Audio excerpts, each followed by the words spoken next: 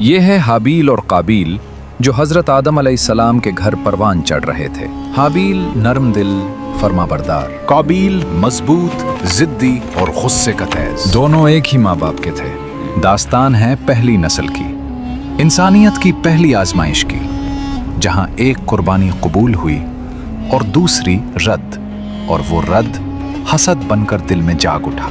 इस आग ने तारीख का पहला कातिल पैदा किया और यूं जमीन ने पहली बार इंसान का खून देखा। आइए देखते हैं कि आखिर काबील ने हाबील को कत्ल क्यों किया।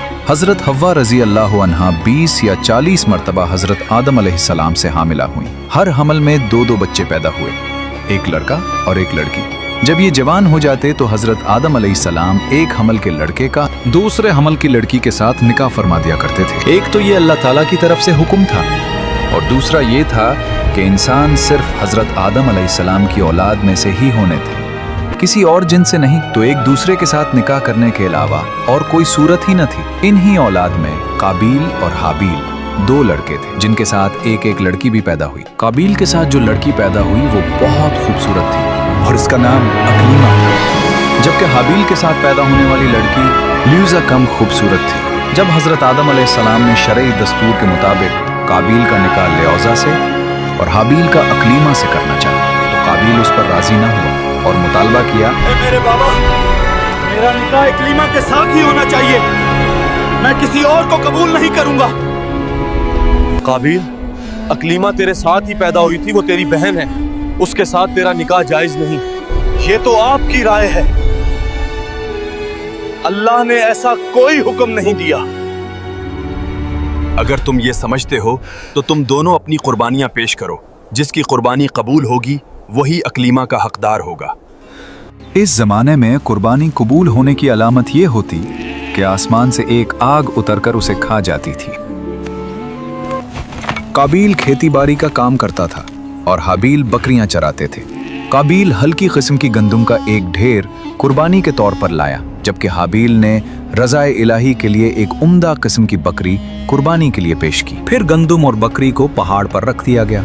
उसके बाद हजरत आदम अलैहिस्सलाम ने दुआ फरमाई तो आसमान से आग नाजिल हुई और उसने हाबील की कुर्बानी को ले लिया और काबील की गंदम को छोड़ दिया। यूं हाबील की कुर्बानी कबूल हो गई और यही अकलीमा के हकदार करार पाए गए। हाबील की कुर्बानी कबूल होने पर काबील के दिल में बुग़्ज़ और हसद पैदा हुआ। काबील ने हाबील से कहा, हाबील, मैं तुझे कत्ल कर दूंगा। क्यों?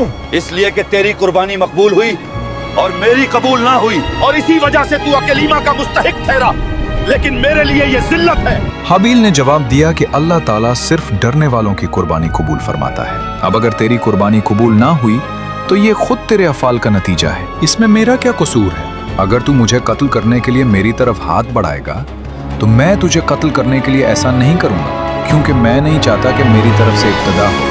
हालांकि मैं तुझसे कवी और तवाना हूँ, ये सिर्फ इसलिए कि मैं अल्लाह ताला से डरता हूँ और ये चाहता हूँ कि मैं गुनाहगार न बनूं। हाबील की खौफ खुदा पर मुश्तमिल इस तमाम गुफ्तगू के बाद भी काबील अपनी शहवत की तस्कीन के लिए नफ्स अम्मारा के शर का शिकार होकर अपने भाई को कत्ल करने के इरादे पर डटा रहा और बिलाखिर काबील ने हाबील को किसी तरीके से कत्ल कर दिया और यूं दुनिया और आखिरत का खसारा उठाया। कह रहा हूँ वो कर, वरना मैं तुम्हें अभी मार डालूंगा। हाबील, आज मैं सब कुछ खत्म कर दूंगा। ये तुम्हारी किस्मत थी।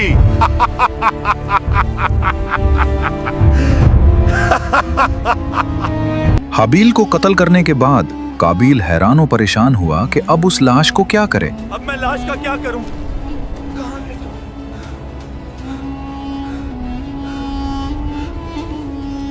क्योंकि उस वक्त तक कोई इंसान मरा ही ना था। चुनाचे एक वक्त तक वो लाश को पुश्त पर लादे फिरता रहा। फिर जब उसे लाश छुपाने का कोई तरीका ना आया तो अल्लाह ताला ने इंसानों की तदफीन का तरीका सिखाने के लिए एक कव्वा भेजा। चुनाचा यूं हुआ कि 2 कव्वे आपस में लड़े, उनमें से एक ने दूसरे को मार डाला। फिर जिंदा कव्वे ने अपनी चोंच और पंजों से जमीन करीद कर गड्ढा खोदा, उसमें मरे हुए कव्वे को डालकर मिट्टी से दबा दिया। कव्वे का वाकया देखकर काबील को शर्म आई कि मुझे इस कव्वे जितनी भी समझ ना आई कि अपने भाई की लाश छुपा लेता। फिर काबील ने भी जमीन खोदकर हाबील की लाश को दफन कर दिया।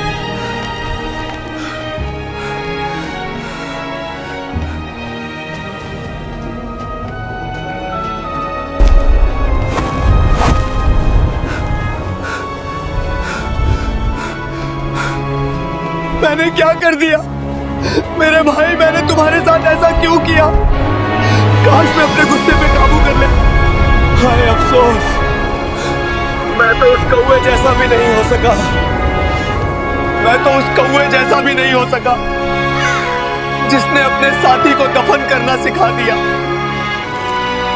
حابیل کو قتل کرنے کے بعد قابیل کا بہت برا حال ہوا۔ چنانچہ مروی ہے کہ جب قابیل نے اپنے بھائی کو قتل کر دیا تو اسی دن سے اللہ تعالیٰ نے اس کا ایک پاؤں پنڈلی سمیت اس کی ران کے ساتھ ملا دیا۔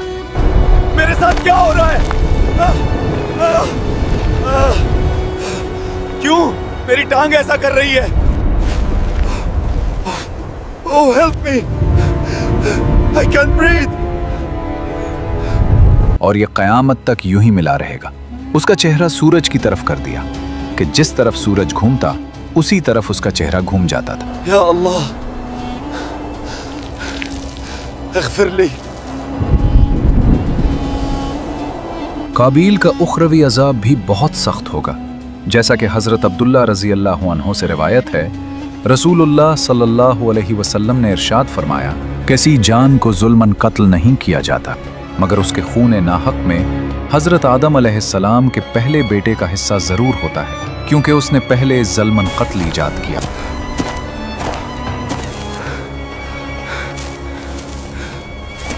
اس سے معلوم ہوا کہ قیامت کے دن قابیل کو قتل کے گناہ کی سزا ملے گی، اور ان قاتلین کے گناہ قتل کی سزا بھی ملے گی جو قیامت تک کسی کو ناحق قتل کر کے جان سے ماریں گے۔ یا اللہ معاف کر دے مجھے۔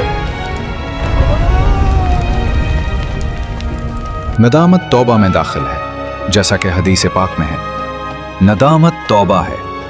لہٰذا جب قابیل نے اظہار ندامت کیا تو وہ توبہ کرنے والوں میں سے ہو گیا، پھر اس کی توبہ کیوں قبول نہ کی گئی؟ اس کا جواب یہ ہے کہ وہ ندامت توبہ میں داخل ہے جو گناہ پر ہو، اور قابیل کی ندامت اپنے گناہ قتل پر نہ تھی، بلکہ اس پر تھی کہ دفن کا طریقہ کوے سے کیوں معلوم ہوا، خود اس کے اپنے ذہن میں یہ طریقہ کیوں نہ آیا۔